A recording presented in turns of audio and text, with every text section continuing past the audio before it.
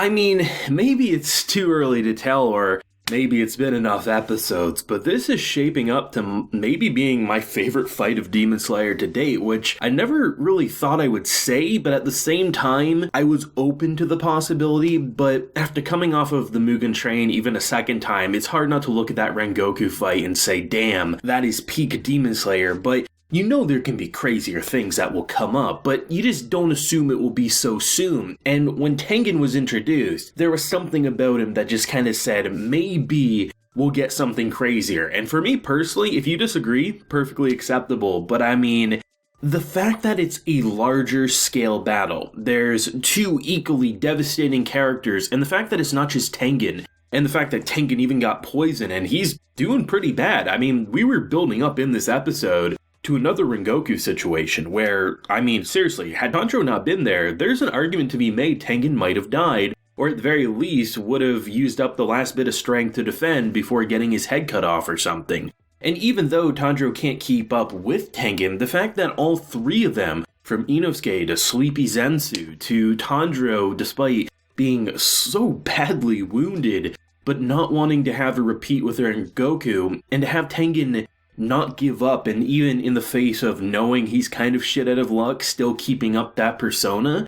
From the animation, UFOTABLE, I don't know what the hell they're smoking, I don't know what the hell they feel like they need to prove, but they somehow make fights look better every arc. I mean, comparing the fights in the first core of Season 1, all the way to now where we're at with the Entertainment District, I mean, there was a sequence that lasted like 3 minutes straight of characters just running across rooftops, jumping through this building. The sash was coming, the demonic blade slashes were going, and everything about the creativity was just so jaw-droppingly gorgeous while being so well thought out. One of the coolest moves I think I've seen in this show is when Tengen uses his blades, and he's basically holding on to like the tip of the one blade as the chain is connected obviously to the other as it extends to cut off his head. And I mean, he came damn close. Like, I was really glad to see that a weapon that's clearly different and is used, or should be used, differently than what we typically see katanas, normal blades. It's on a chain, so what is the reason for doing that? Well, you can do some crazy ass shit with making your blade longer by throwing it like that, and yeah, you'd have to be a master sword wielder to be able to not get cut by using moves like that.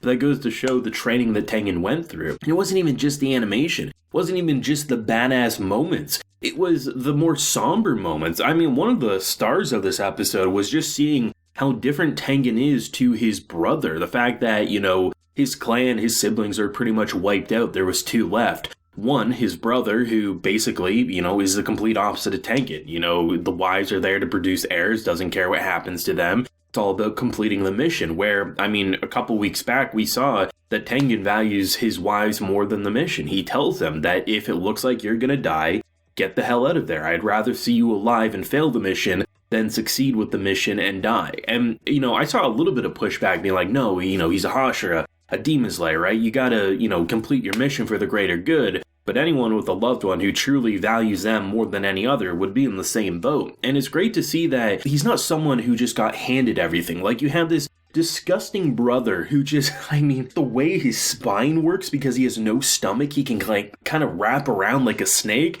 There's some disgusting shots, and I'm sure he has a messed up backstory, don't get me wrong. But I love the line in this episode about how, like, Zensu is pretty much calling out the sister, right? Being like, you know, you can't just take out your own pain on others because you had a bad life. Basically, it sucks that you might have been abused, but just because you were abused, it doesn't give you the right to be a piece of shit. And that's always been my philosophy as well. It can explain behavior, but it never excuses behavior. And to see that Tengen just throws it back in the brother's face, being like, you think I just had everything handed to me? Just reflecting that there's Hashiras who could do basically 2 months of training and become a badass, where he worked his ass off and he knows what he values and he contemplates what he's lost all in the process, and has some disgusting creature say that you're just some pretty boy who got everything handed to you because you had a shitty life. Basically, go F yourself. And I'm like, damn! The philosophy and just like the way the characters are responding is just so well done. And it's interesting because, I mean, thinking about it, it makes sense, but I wasn't really considering it. But the idea of cutting both of their heads off seemingly is the way to defeat them, because they're kind of like a 2-in-1 entity. And the fact that it's not just the brother who's a danger. I mean, I think it was said that Daki killed 7 Hashiras, and I think it was like 15 or something on the brother side. So it's like they're deadly by themselves, and together they're basically a unit. But I can't lie, when, we saw that girl pop up on the roof and she had like a shield full of like throwing knives, I knew they had to be lacing something, but just like the rapid fire turret and how he was just considering just letting it hit him because he's like, they can't do anything. But then he thought about it, be like, wait, it probably wouldn't waste an attack. So he actually starts deflecting, and just that ending sequence where literally, I don't know how much Tengen can go through, but he like literally got hit by those, comes in clutch because he's poisoned, can't regenerate, legs go off, and then in comes Tanjirou, which is a complete opposite of what we had with the Mugen Train, right? It was all like, if there was going to be a finishing blow, it was on Rengoku, and Rengoku got worse and worse and worse. And this is what I really love about the build-up between these two arcs, is that with the Mugen Train arc, basically our characters are down for the count, and it felt like, okay, how could a badass like him lose? To then realizing about halfway through that battle that that badass is going to lose and there's going to be no hope.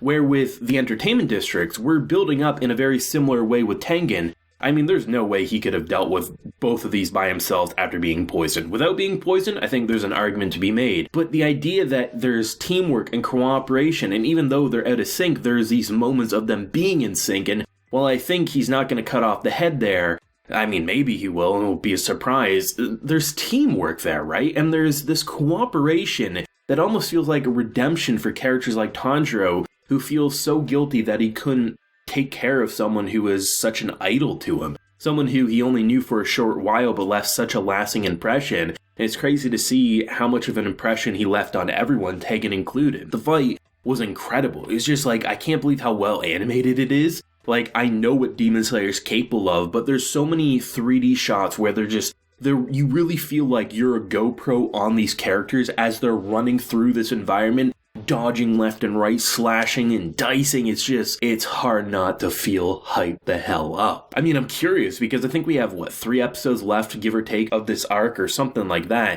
And I'm curious to see, I mean, we definitely have an episode's worth of action left, but I'm curious if we have 2 episodes worth. Either way, like, this arc has just been a roller coaster in the best way. It almost feels like just like you kind of been building up throughout this arc. You know something's coming, and then we finally get that drop, but it feels like the drop hasn't worn off yet, right? We're not like coming down from that adrenaline. It feels like the adrenaline's getting crazier. And between this and Attack on Titan with where it's at, I mean, Sundays are probably the craziest anime's gonna be.